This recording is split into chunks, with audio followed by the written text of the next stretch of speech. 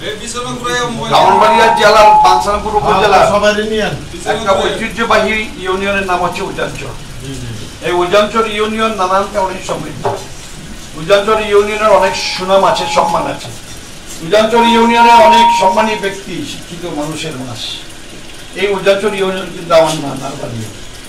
এই উজানচর ইউনিয়নের শাখাকান্দি গ্রামে কিন্তু আমি জন্মগ্রহণ করেছি। আমি উজানচরবাসীকে আজকে আমার এই পক্ষ থেকে এবং বিএনপির কেন্দ্রীয় কমিটির পক্ষ থেকে শুভেচ্ছা জানাই। আপনারা গত 15 বছর নানান ঘাত প্রতিঘাতের মধ্য দিয়ে আপনারা কাটিয়েছেন, অনেক নিপীড়ন নির্যাতন করেছেন। আজকে আপনারা বক্ত, তবে আমরা কোনো পুরোপুরি স্বাধীন ষড়যন্ত্র এখনো কিন্তু চলছে। সমস্ত ষড়যন্ত্রের দাঁত ভাঙার জবাব আমরা ইনশাআল্লাহ নিশ্চয়ই দেব। সে কারণে আমাদের বিএনপির প্রতিটি নেতা কর্মীদের প্রস্তুত থাকতে হবে, সকলে ঐক্যবদ্ধ থাকতে হবে। যখন দল যে সিদ্ধান্ত দিবে, যখন দল যে কর্মসূচি ঘোষণা করবে, আপনারা সেই দলের কর্মসূচি সুন্দরভাবে পালন করবেন সেটা আমি বিশ্বাস করি। আমি আপনাদের কাছে আরেকটি কথা বলে যেতে চাই, সেটি হলো বেগম খালেদা জিয়া এবং তারেক রহমান হচ্ছেন আমাদের দলের সবচেয়ে নিয়ামক শক্তি, অনিবার্য।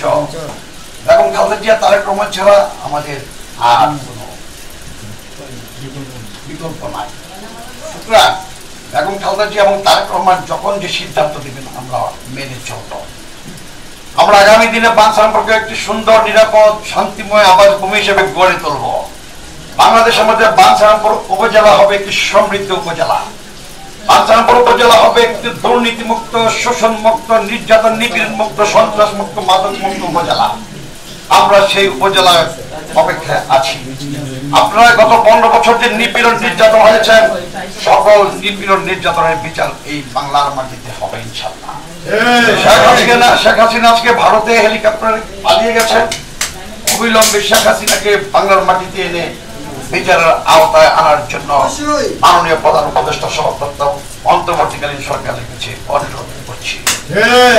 আমাদের নেতা তারেক রহমান স্পষ্টভাবে বলে দিয়েছেন, আমরা এই সরকার অন্তর্বর্তীকালীন সরকারকে সহযোগিতা করব এবং আমরা অন্তর্বর্তীকালীন সরকারকে সহযোগিতা করব এবং তারা যে সংস্কার কাজগুলো হাতে নিয়েছে ওনারা যত তাড়াতাড়ি সম্ভব সংস্কারগুলো করবেন। সংস্কারের মধ্যে অন্যতম সংস্কার দুর্নীতি যারা করেছে, টাকা পাচার করেছেন, দুঃশাসন করেছে, হত্যা করেছে, তাদেরকে বিচারের আওতায় কিন্তু আনতে হবে। সংস্কারের মধ্যে ইতিমধ্যে নির্বাচন কমিশন পদত্যাগ করেছে। অনেকগুলো দুর্নীতিপরায়ণ জায়গায় যারা ছিল পদত্যাগ করেছে। এখনো ঘাটতি মারা কিছু দুর্নীতি কর্মকর্তা আছে, তাদেরকে কিন্তু সরাতে হবে। আপনারা সবাই সুন্দরভাবে মিলেমিশে থাকবেন। আমরা কিন্তু সম্প্রীতিতে বিশ্বাস করি। আমাদের নেতা তারেক রহমান বলেছেন, আমরা সাম্প্রদায়িক সম্প্রীতিতে বিশ্বাস করি। মুসলমান, হিন্দু, বৌদ্ধ, খ্রিস্টান সকল ধর্মের মানুষ আমরা মিলে আমরা বাংলাদেশি, আমরা মিলেমিশে থাকবো। এখানে কেউ কেউ ষড়যন্ত্র করে এই বাংলাদেশে নাকি সংখ্যালঘুদের উপরে নিপীড়ন হয়। হ্যাঁ, আওয়ামী লীগের আমলে সংখ্যালঘুদের উপরে নিপীড়ন হয়েছে, হিন্দুদের উপরে, বৌদ্ধদের উপরে হয়েছে। আমরা কিন্তু প্রতিবাদ করেছি। আমরা এখনো কিন্তু সোচ্চার আছি, কোনো যেন সম্প্রীতিকে বিনষ্ট না করতে পারে কোনো অসুবিধা। পরিশেষে আমাদের সবাইকে ধন্যবাদ জানিয়ে উজানচর হবে বিএনপির ঘাঁটি এবং খালেদা জিয়া 2005 সালে উজানচরের মাঠে সেদিন বলে গিয়েছিলেন এই বাঞ্ছারামপুর হবে সমৃদ্ধ বাঞ্ছারামপুর। আর আমি মাঠে সেদিন বেগম খালেদা জিয়াকে বলেছিলাম, নেত্রী আমি আপনার সন্তানের মতো, আপনি যখন যে নির্দেশ দেবেন সেই নির্দেশ পালন করবো। সেদিন নেত্রী কিন্তু বক্তব্য বলে যাওয়ার সময় মঞ্চে বলে গিয়েছিলেন, তুমি কাজ করে যাও, তোমাকে আমি দেখবো। আমি কিন্তু সেই নেত্রীর নির্দেশে কাজ করে যাচ্ছি। সেটি হোক আমাদের শপথ, আমরা দলকে মেনে, দলের নির্দেশ মেনে চলবো। আপনাদের সবাইকে ধন্যবাদ। বাংলাদেশ জিন্দাবাদ, শহীদ জিয়াউর রহমান, তারেক রহমান জিন্দাবাদ, বেগম খালেদা জিয়া জিন্দাবাদ, জিন্দাবাদ। আসসালামু আলাইকুম। এবিদার বেশি বিজ্ঞায়িত করা হয়েছে না, তবে আজকের মতো এখানে সমাপ্তি ঘোষণা করা হলো।